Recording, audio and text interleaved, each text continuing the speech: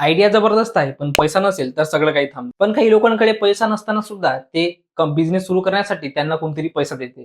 ते म्हणजे venture capitalist. Venture capitalist म्हणजे असा पैसा जे बँक नाही तर एक स्मार्ट इन्व्हेस्टर देते.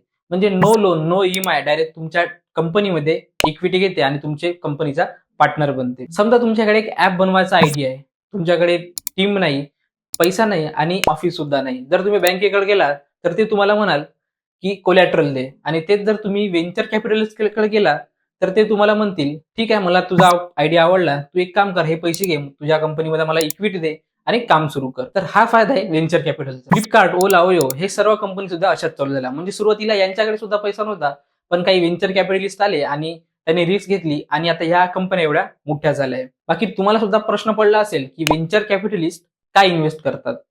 तर त्यांना वाटते की आता ह्या कंपन्या खूप छोट्या आहे, पण समोर जाऊन खूप मोठ्या होऊ शकते. म्हणजे त्यांचा छोटासा हिस्सा आहे करोडमध्ये बदलू शकते. बाकी याबाबत तुमचे काय मत आहे हे कमेंट सेक्शन मध्ये नक्की कळवा आणि असंच कॉमर्सचा नॉलेज मिळवण्यासाठी मला फॉलो करा आणि शिकत राहा कॉमर्सचं स्मार्ट नॉलेज.